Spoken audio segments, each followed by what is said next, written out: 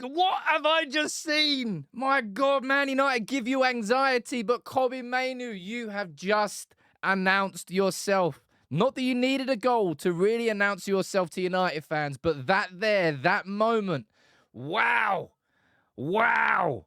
That was a game that should have been absolutely nowhere near a last-minute winner from Manchester United, but we couldn't kill the game. We let them back into it, and it seemed like we had done exactly what we all thought we would do and give it all away. But Kobbie Mainoo took the ball on the edge of the box, drifted past one, drifted past another, cut inside, and curled a measured, composed, clinical finish into the side netting to give United a huge 4-3 win away at Wolves. The performance of the season. 4 goals from Manchester United. And realistically, and I'm being kind here, that should have been 7. Probably 8. But who cares about the... Kobbie Mainoo. Kobbie Mainoo. Kobbie Mainoo. There's a reason that we've been shouting his name. And it's not just because we've been begging for midfielders. Although we have been. But he is different gravy. Alejandro Garnacho and Kobbie Mainoo won the FA Youth Cup together only, 18 months ago? And now they are 2 shining lights in this Manchester United team and 2 players who we know we can have confidence that we can see them being central to whatever's coming next under Ineos. Oh, my God. That goal was mixed. So many emotions watching that goal. Sheer relief for the fact that we didn't.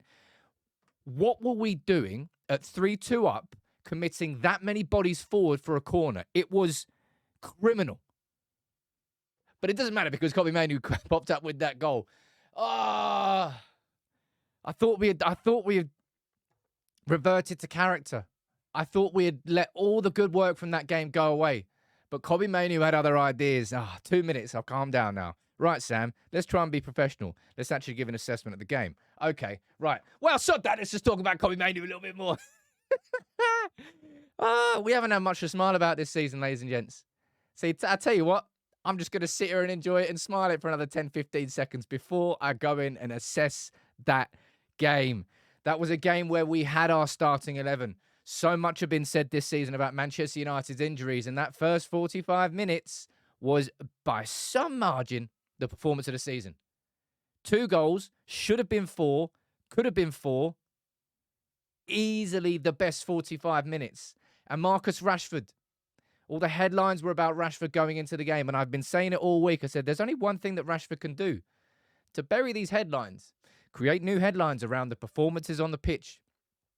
And he scored that goal within 5 minutes. Højlund, by the way, Højlund and Rashford, I think they've gotten a goal and assist for each other in these last few games. Yes, we like the start of that. But a really good finish from Rashford. Off the ball, the work rate was there. It kind of, when you see that from Rashford, it makes you realise how little he's been doing it this season. All right?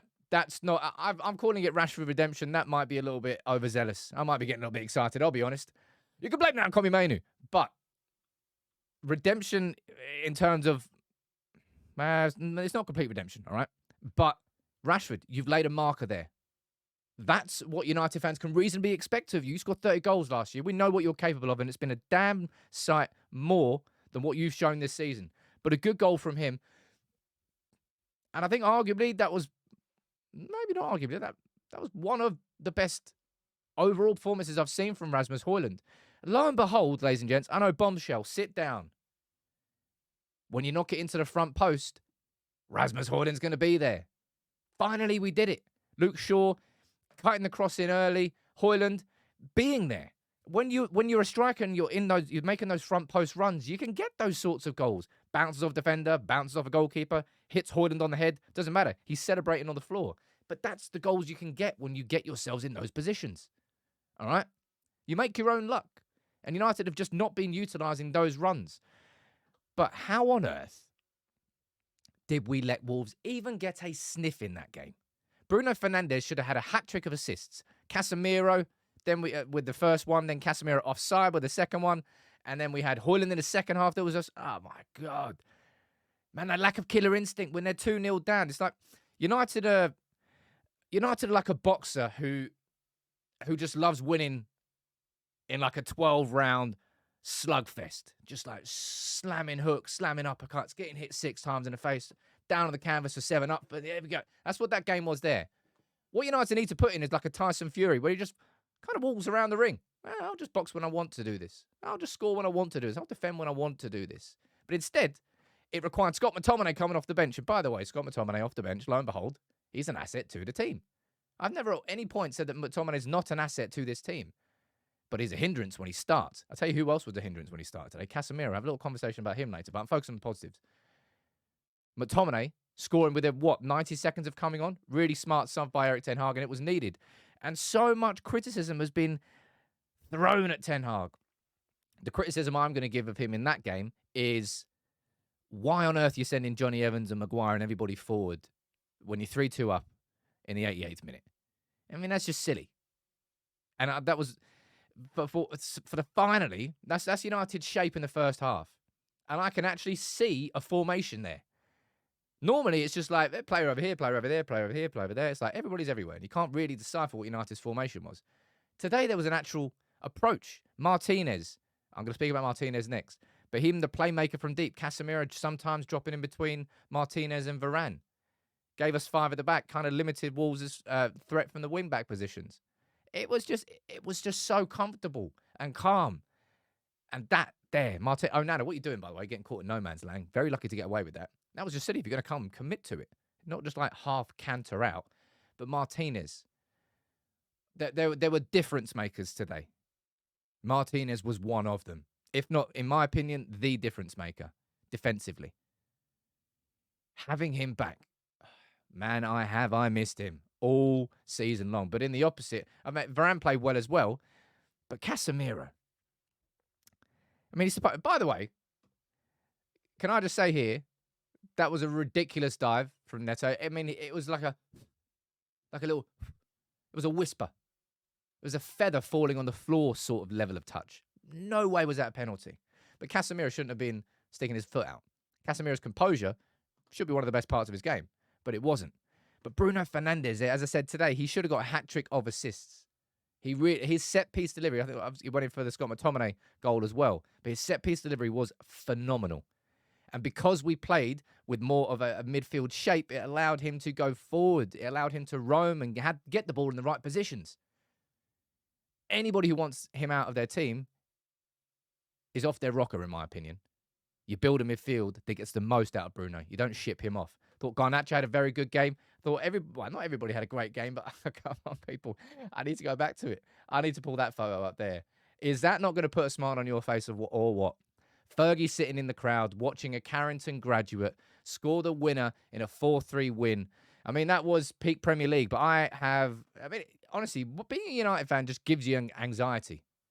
2-0, I'm sitting there going, get the third goal. Make it nice and easy. Oh, never mind. You let them score a penalty. Get a third goal from McTominay. All right, okay, let's just see the game out. Oh, never mind. Let them get a second. Oh, never mind. We'll just send everybody forward. Oh, never mind. It's 3-3. Step forward, Kobbie Mainoo. Moment of the season so far there. Moment of the season. And he's 18. He's 18. Garnacho's 19. Oh, we needed that. It would have been such a gut punch to have so much positivity flowing through that team and in that performance to then not come away with 3 points. Of course, we should have had the game dead and buried by the 97th minute. Good saves from the keeper, but still, we should have made so much more of the chances that we had. United just can't get that third goal. The third goal was the one that changes things. Third goal is the one you sit in shape, you just hit on the counter. You just pick them off when you want to. At 2-0, the team always knows they're 1 goal away from coming back in it. And it's exactly what happened. And I thought we threw it all away. But step forward, Kobbie Mainoo. Man of the moment. Player of the month. Nothing beats watching an academy graduate shine. And ladies and gents, sit yourselves down because we're about to watch Kobbie Mainoo for the next however many years. Huge win. Big smile on my face. 3 points. We have to build on it, of course, but huge.